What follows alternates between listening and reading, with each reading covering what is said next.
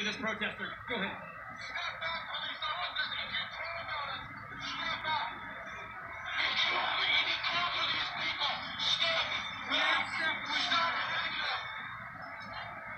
All right, we're going to move on. Hang on just 1 second. Excuse the No, you camera. move. You stay there. We're going to stay with your live pictures. That's the other end of the box. I'm sorry.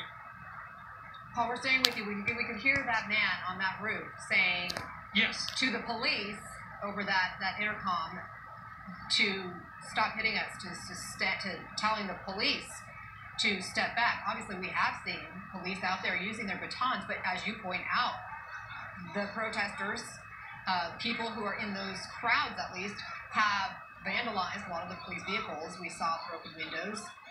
We see the vandalism on those vehicles. I think a lot of people are wondering, how does this de-escalate? Well, that is the question of the day, maybe the question of the week on how does all of this de-escalate. As you can see, some of the spirited protesters are walking right up to the police officers who are wearing their visors, and they're screaming in their face, and it seems to be when they step too close is when the officers back them up.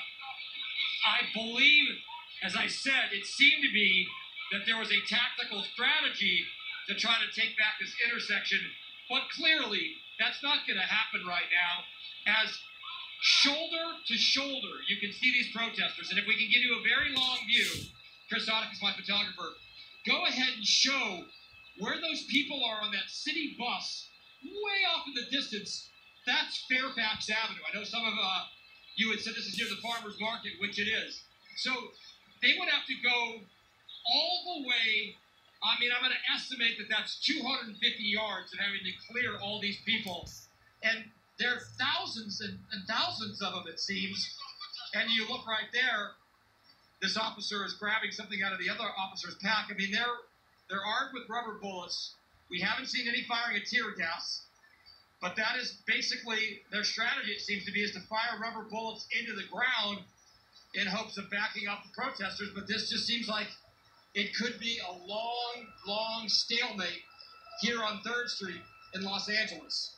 You can see that police officer with a flat tire, police vehicle, I should Look at that, say. man.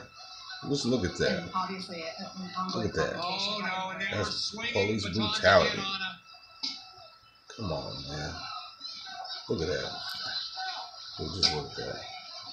And y'all agree with that? This is how our police should act. So far.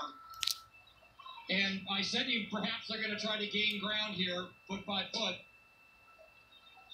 And there goes another rubber bullet ricocheting. Paul, as we watch these images, we see a handful of police officers right there, more than a handful, clearly. But you also see dozens and dozens of protesters. It's only 3 in the afternoon there. How many officers are you seeing around? If I had to count off the top of my head, as I described this for you, they're in a box formation, using storefronts to my right as one side of that box. I'll go with 200, and we'll show you. So start here, Chris, and go all the way around. You've got this skirmish line right here, and you see them moving protesters back now.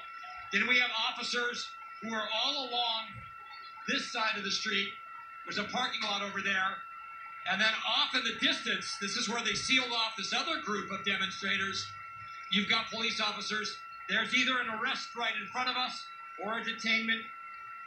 At times you don't know if it's an arrest or they're just detaining somebody. So this person's clearly taken into custody or detained for right now. Anyway, that's the other side of the box and those officers. So we'll come back this way and show you what's happening with these attempts to move people back and toward that intersection. But as I pointed to you, off in the distance, it is a long way to get back to Fairfax